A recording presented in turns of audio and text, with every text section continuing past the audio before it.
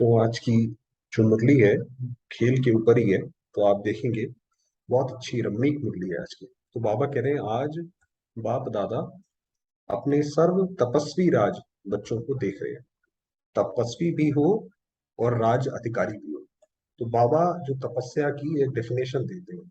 जैसे हम लोग तपस्या की तो पहले सोचते थे कंदराओं गुफाओं में जाकर कोई बैठ जाए और वहीं पे रहे, तो वहीं पे जैसे भगवान का नाम जपता रहे, तो वो एक तपस्या है। बाबा बताएंगे क्यों तपस्या का मतलब क्या है। तो इसलिए तपस्वी राज हो, माना तपस्वी भी हो और राज्य अधिकारी भी हो, क्योंकि भविष्य में भी राज्य अधिकारी मिलेगा। अभी भी हम एक आत्मा पूरे शरीर पे एक छत्र राज्य चलाती है, तो तपस्वी राज हो। तपस्या अर्थात राज्य अधिकारी बनना, तपस्या राजा बनाती है। वही, अब तपस्या की डेफिनेशन क्या है, तो सभी राजा बने हो ना। तपस्या का बल क्या फल देता है, अधीन से अधिकारी अर्थात राजा बना देता है। इसलिए गायन भी है कि तपस्या से राज्य भाग्य प्राप्त होता है। तो कहते हैं ना भाई, उसने तपस्या करी तो फिर ये मिला, ऐसे राज्य भाग्य प्राप्त होता है। तो भाग्य कितना श्रेष्ठ है, ऐसा भाग्य सारे कल्प में किसी को भी प्राप्त नहीं हो सकता। इतना बड़ा भाग्य है जो भाग्य विधाता को अपना बना दिया। तो हमारा जो हम तपस्या करते हैं उसका सबसे बड़ा फल ये है कि डायरेक्ट शिव बाबा के साथ हमारा जो है वो संबंध बैठ गया। आप देखिए, जो महाभारत में भी दिखाते हैं कि जब वो श्री कृष्ण के पास जाते हैं मांगने के लिए, तो वो अर्जुन कहता है भाई मेरे को तो आप बस, चाहे आपने हथियार उठाना है नहीं उठाना है, चाहे आपके साथ नारायणी सेना है नहीं है, सिर्फ आप मेरे पास हैं। उसी तरीके से हम भी जो है, क्योंकि पांडव है तो स्वयं भगवान हमारे साथ है। एक एक भाग्य अलग मांगने की आवश्यकता नहीं है। भाग्य विधाता से सर्व भाग्य वर्षे में ले लिया है, क्यों हमें बाबा से अलग अलग मांगने की जरूरत नहीं है कि आज ये चाहिए कल वो चाहिए। इसीलिए तो बाबा कहते हैं कि आप मांगने में समय व्यर्थ ना करो कि बाबा ऐसा कर दो बाबा वैसा कर दो, उसको सब पता है कि क्या करना है। वर्षा कभी मांगा नहीं जाता है, सर्व भाग्य भाग्य विधाता ने स्वयं ही दिया है। तपस्या अर्थात आत्मा कहती है मैं तेरी तू मेरा, ये है तपस्या। तो इसके लिए कहीं जंगलों में जाने की जरूरत नहीं है, कहीं पे भी हम हैं कि मैं शिव बाबा की हुई, शिव बाबा मेरा हुआ। ये तपस्या है, इसको ही तपस्या कहा जाता है। वही बताया कि यही तपस्या, इसी तपस्या के बल से भाग्य विधाता को अपना बना दिया है। भाग्य विधाता बाप भी कहते हैं मैं तेरा, शिव बाबा भी वहां से कहते हैं कि भाई मैं तेरा हूं। तो कितना श्रेष्ठ भाग्य हो गया। भाग्य के साथ साथ स्वराज्य अभी मिला है। स्वराज्य माना एक आत्मा का राज्य, और भविष्य विश्व का राज्य स्वराज्य का ही आधार है। अभी हमारा जितना एक छत्र राज्य है उसी हिसाब से हमें भविष्य का भी मिलेगा। इसलिए तपस्वी राज। तो बाप दादा को भी अपने हर एक राज्याधिकारी बच्चे को देख हर्ष होता है। बाबा उस निगाह से हम सबको देख रहे हैं। भक्ति में अनेक जन्मों में बाप दादा के आगे क्या बोला, याद है या भूल गए हो। आपको पता है जो पुराने जो भक्त होते थे, जब वो भगवान को याद करते थे तो उनकी भक्ति, उनके जो भाव होते थे वो बहुत अलग होते थे। वो स्वार्थवश भगवान को याद नहीं करते थे। आज का मनुष्य तो स्वार्थवश भगवान को याद करता है कि ये वाला काम हो जाए तो वो मंदिर के चार चक्कर भी काट लेगा, उसके अलावा कोई फर्क नहीं। बाबा ने कहा आप क्या बोलते थे, बार बार आपने को मैं गुलाम ही बोला है कि हम भगवान के आगे तो हम यही कहते थे भाई आप मालिक हो हम गुलाम है, मैं गुलाम तेरा। बाप कहते हैं मेरे बच्चे और गुलाम। तो बाबा, माँ बाप को कैसा लगेगा कि अगर उसके बच्चे बोले कि हम तो आपके गुलाम हैं। तो बाबा ने कहा मेरे बच्चे और गुलाम, सर्वशक्तिमान के बच्चे और गुलाम शोभता है। इसलिए बाप ने मैं गुलाम तेरा के बजाय क्या अनुभव कराया, मैं तेरा। बाबा ने हमें यह अनुभव नहीं कराया कि तुम कितने छोटे हो, तुम तो जन्म जन्म के भिखारी हो, तुम कहाँ से भगवान को प्राप्त करोगे, तुम कहाँ से सतयुग में आओगे। नहीं, बाबा ने कहा भाई मैं भी आपका हूँ, अब आप जो हो जैसे हो वो मेरे हो, अब यहाँ से मेरी जिम्मेवारी स्टार्ट हो। तो ये बात हुई। तो गुलाम से राजा बन गए। अभी भी कभी गुलाम तो नहीं बनते हो, गुलामपन के पुराने संस्कार कभी इमर्स तो नहीं होते हैं। माया के गुलाम होते हो, राजा कभी गुलाम नहीं बन सकता। वो कौन सा राजा था, जब उसने अलेक्जेंडर ने उसको पकड़ा, जैसे पता नहीं सिकंदर ने पकड़ा, तो उसने कहा कि मैं आपके साथ क्या करूं, तो उसने कहा वो करो जो राजा राजा के साथ करता है। तो राजा झुकता नहीं है। तो इसीलिए हम भी जो है माया के भी गुलाम नहीं हो सकते। गुलामपन छूट गया, वह कभी कभी अच्छा लगता है। तो तपस्या का बल बहुत श्रेष्ठ है। तो बाबा ने बताया तपस्या के दो बल हैं, एक कि शिव बाबा हमारा हो गया और दूसरा भविष्य का राज्य अधिकार। और तपस्या क्या करते हो, तपस्या में मेहनत करते हो। बाप दादा ने सुनाया था कि तपस्या क्या है, मौज मन। हमारी जो तपस्या है वो एंजॉय करने की है, मौज मनाने की है, रूहानी मौज। बताएंगे बाबा कैसे। तपस्या अर्थात बहुत सहज नाचना और गाना, बस यही है हमारी तपस्या। कि हमारा चाहे मन से चाहे शरीर से, एक में तो बाबा ने ये भी कहा था कि शरीर से भी डांस कर सकते हो। तो हमारी तो तपस्या यही है कि हमारा मन हमेशा झूमता रहे। नाचना गाना सहज होता है वह मुश्किल होता है, मनोरंजन होता है वह मेहनत होती है। तो तपस्या में क्या करते हो, तपस्या का प्रत्यक्ष फल है खुशी। अगर हमारी तपस्या सही है, निस्वार्थ है और ईमानदार है हम उसमें, तो उससे खुशी का अनुभव होगा। तो खुशी में क्या होता है, नाचना। तपस्या अर्थात खुशी में नाचना और बाप के और अपने आदि अनादि स्वरूप के गुण गाना, ये है तपस्या। जैसे कल बाबा ने बताया था, हमने भी कल बोला था कि हम एक दिन पूरा ये करेंगे कि वाह रे मैं। तो बाबा ने आज बोला जो आप तपस्या करनी है वो यही करनी है कि अपने गुण गाओ कि मैं आत्मा कितनी महान, और दूसरा शिव बाबा मुझे बनाने वाला वो कितना महान। यही है हमारी तपस्या। तो यह गीत कितना बड़ा और कितना सहज है।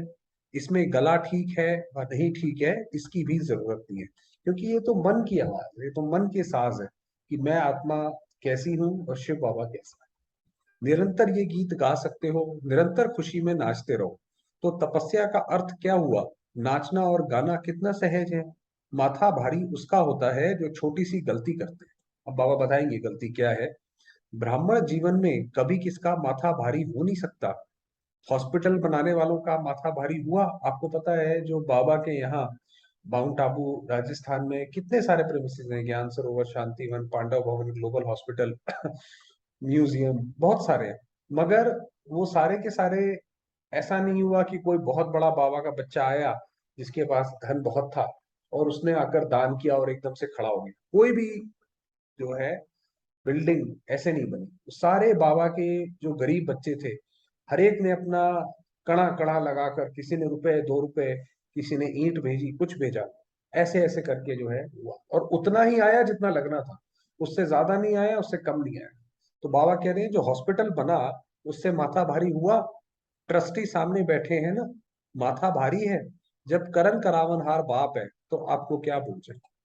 जब करण करावनहार का मतलब है वो करता भी है करवाता भी है।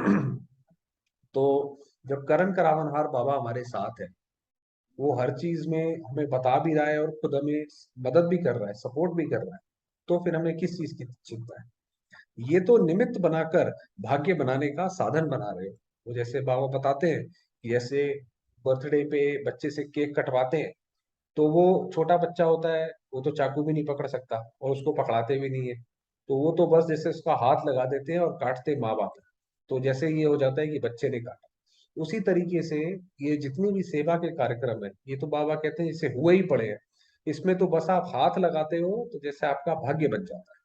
तो बस वही करवा रहे हैं बाबा। आपकी जिम्मेवारी क्या है, बाप के बजाय अपनी जिम्मेवारी समझ लेते हैं तो माथा भारी होता है। तो जब हम अपनी जिम्मेवारी समझ लेते हैं कि भाई ये काम तो मुझे करना पड़ेगा, तो ये, जैसे हम हमेशा बात करते आए हैं, ये सबसे बड़ा सत्य जो दुनिया में लोग बाद में जानेंगे। अज्ञानी जो यही समझते हैं कि हर काम के लिए हम जिम्मेवार हैं। ये बात सही है, मगर ऐसा भी नहीं है। हम अपने कर्म के जिम्मेवार हैं, मगर अगर हम शिव बाबा को याद करके चल रहे हैं तो सारी जिम्मेवारी उसकी होती है। तो बस हम उसके ऊपर समर्पित होकर जो चलते जाते हैं, तो हमें किसी भी चीज में चिंता करने की जरूरत नहीं है। बाप सर्वशक्तिमान मेरा साथी है तो क्या भारीपन होगा, ये वास्तव में सच्ची गीता है। कि जब आप सोचिए कि अर्जुन के साथ में श्री कृष्ण, उसमें भी श्री कृष्ण ने बोला कि मैं औजार नहीं उठाऊंगा, और उसमें भी बोला सिर्फ ज्ञान दूंगा, और उससे ही तुम युद्ध जीत जाओगे। ये तो कमाल की बात है, ये कैसे हो सकता है। ये कोई वैसे युद्ध की बात नहीं है कि घोड़े गाड़ी लेकर कोई आ गया और उसने चढ़ा। ये अभी की बात है कि जैसे हम अर्जुन माना जैसे अलौकिक जन, तो हम जो अर्जुन है, हम में से हर एक आत्मा, शिव बाबा जो जो बताते जाते हैं तो हम उसके हिसाब से खड़े। जैसे अर्जुन जो है एक श्री कृष्ण के दम पे खड़ा था, पूरे उसमें कितनी बड़ी सेना, कितने बड़े महारथी, मगर वो सिर्फ अर्जुन के दम पे ही तो खड़ा था। ऐसे ही हम भी सिर्फ एक शिव बाबा के दम पे खड़े। छोटी सी गलती कर देते हो, मेरी जिम्मेवारी समझते हो, तो माथा भारी होता है। तो ये अब कल तक के लिए चलिए अब ये प्रैक्टिस करते हैं कि कल तक हम जब दोबारा मिलेंगे, तो ये जब भी कोई काम सामने आए, कुछ भी कार्य करना हो, चाहे वो मुश्किल हो चाहे वो आसान हो, ये सोचे कि मैं बस निमित्त मात्र हूँ। वो जैसे वो केक वाला एग्जांपल बताया कि बस मैं निमित्त मात्र हूँ, इसको करने वाला करवाने वाला स्वयं शुभ। तो ब्राह्मण जीवन ही नाचो गाओ और मौज करो। ब्राह्मण जीवन है ही नाचो गाओ और मौज करो। सेवा चाहे वाचा है चाहे कर्मणा, ये सेवा भी एक खेल है। सेवा कोई और चीज नहीं है। कोई दिमाग के खेल होते हैं, कोई हल्के खेल होते हैं, लेकिन है तो खेल ना। दिमाग के खेल में दिमाग भारी होता है क्या? तो ये सब खेल करते हैं। तो हमारा जो सबसे बड़ा एक बेनिफिट ये होता है कि जब हम बाबा के बने, तो हमारे ऊपर कोई बोझ नहीं आता। कोई दिमाग का भी काम है तो वो जल्दी जल्दी पूरा हो जाता है। तो चाहे कितना भी बड़ा सोचने का काम हो, अटेंशन देने का काम हो, लेकिन मास्टर सर्वशक्तिमान आत्मा के लिए सब खेल है।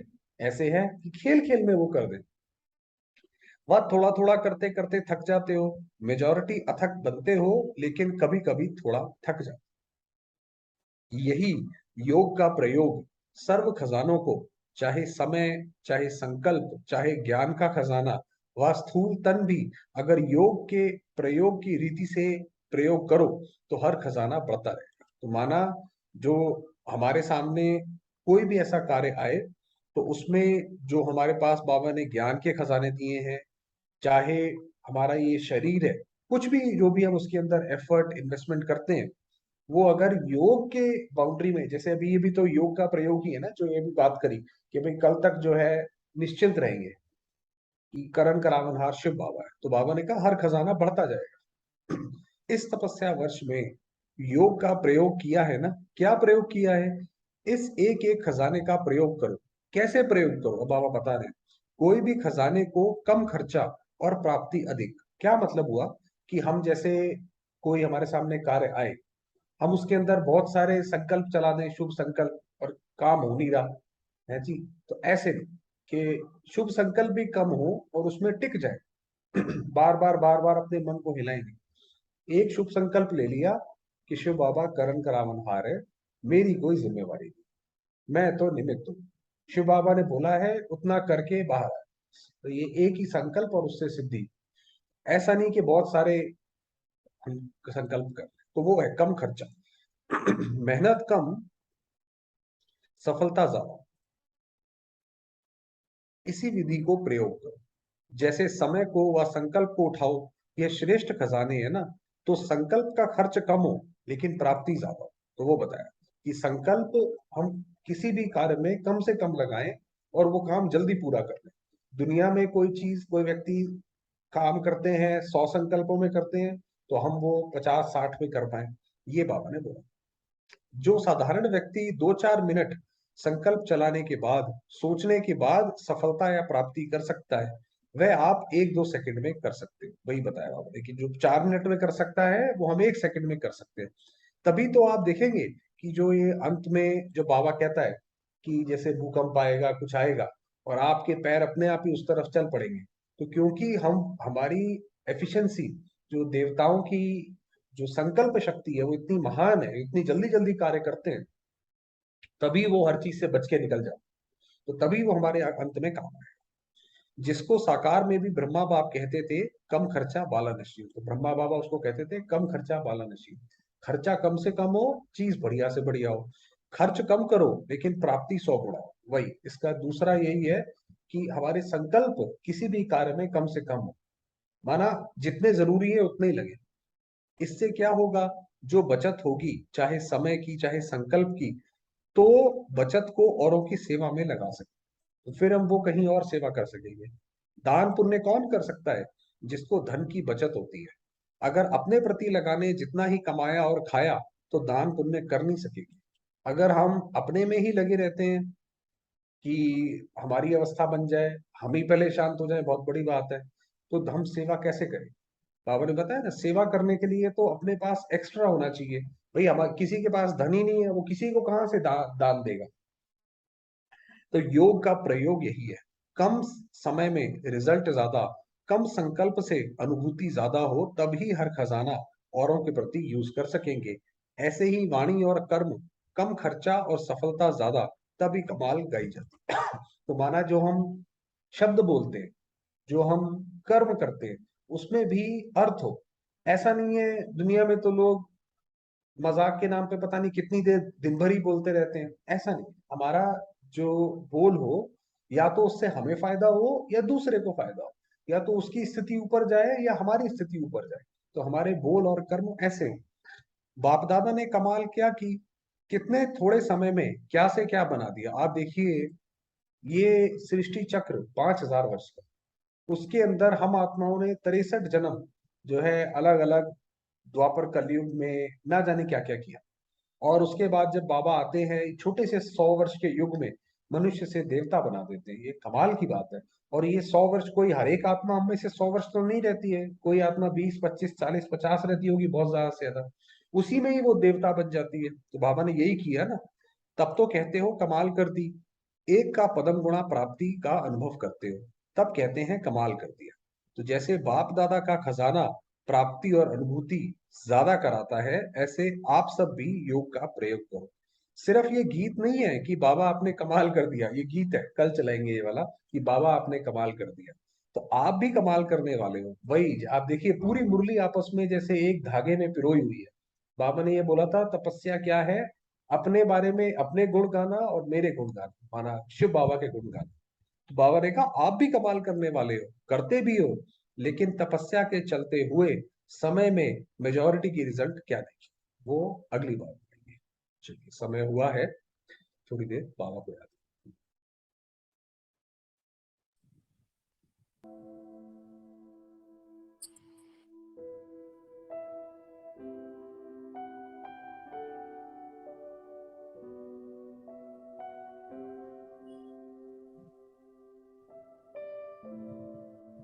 चलेंगे बाबा के पास।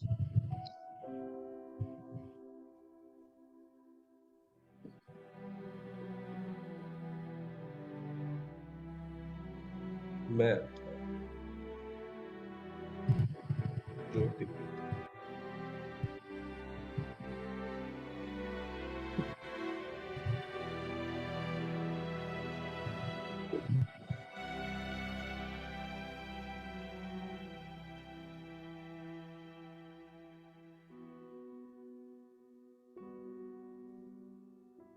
पवित्रता की किरणें चारों ओर फैलाओ।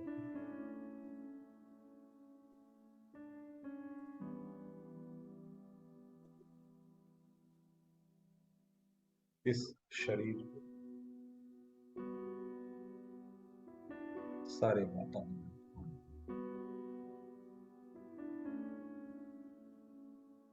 पवित्र पावन करो।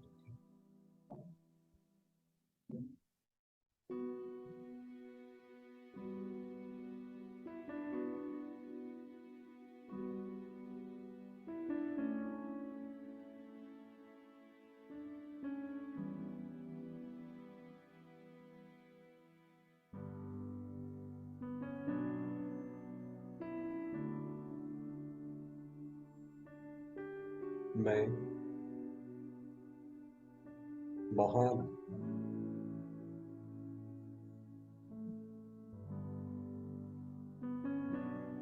इस सृष्टि चक्र में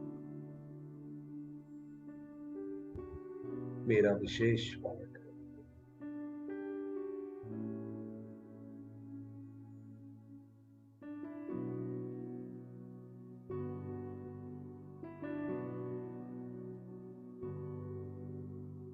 स्वयं निराकार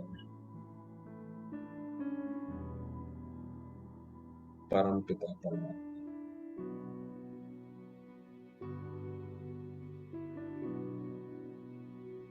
रचयिता शिव के साथ मेरा डायरेक्ट संबंध।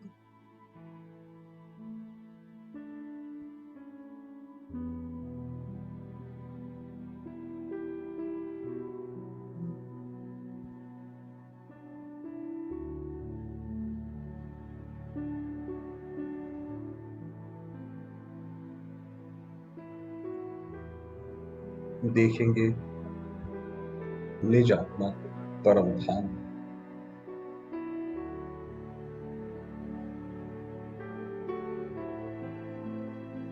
केवल मैं आत्मा,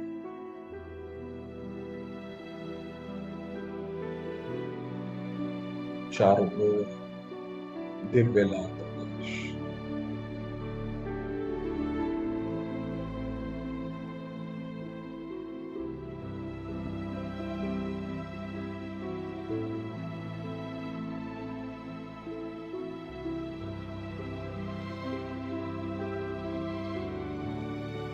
और मेरे सामने है पारसनाथ, अमरनाथ, स्वयं सत्य शिव।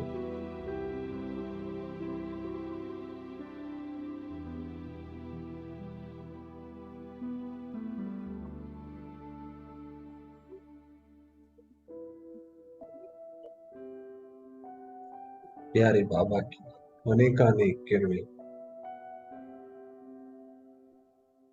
मुझ आत्मा पर बरस गई।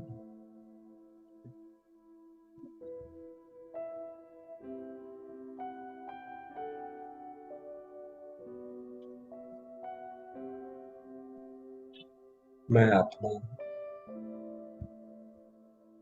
संपन्न,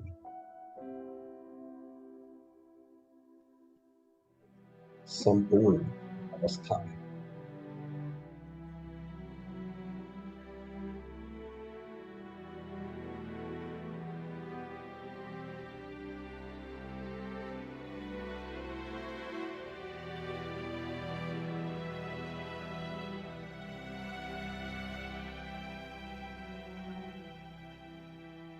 मेरे बाबा कर्म करावन है।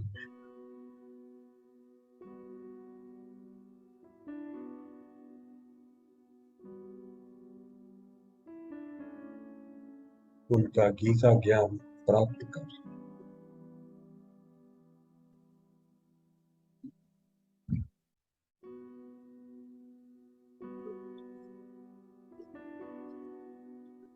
मैं आत्मा निश्चिंत हुई।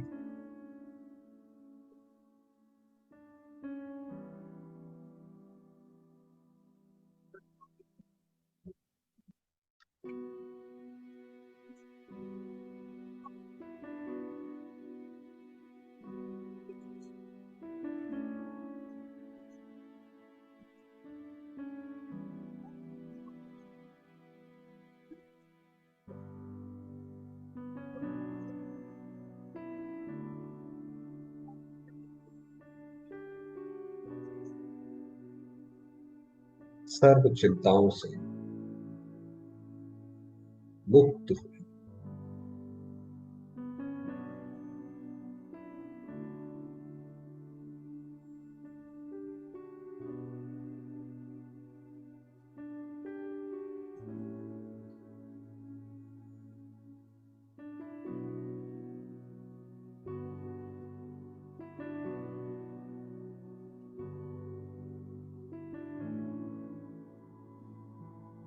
मैं आत्मा शांति का चंद्रमा,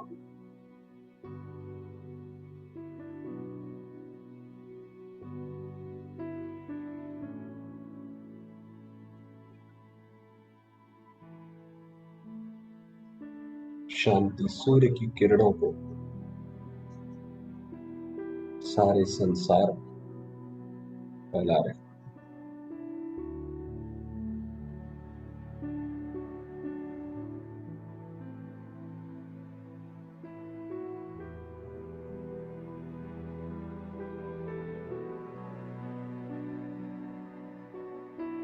सर्व आत्माएं ज्योतिर्मयी,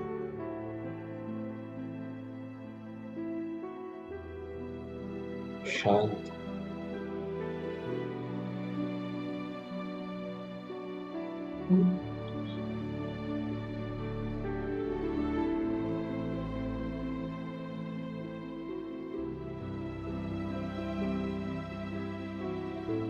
अपनी चिंताओं से, भय से मुक्त करना।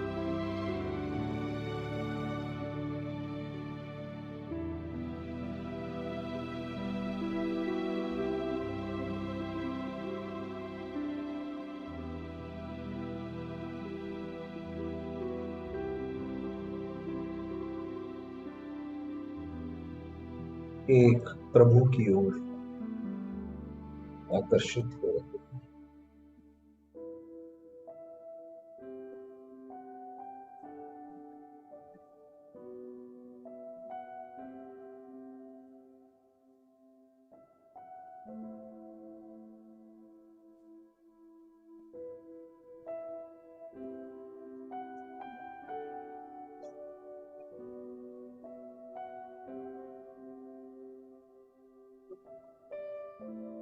ओम शांति।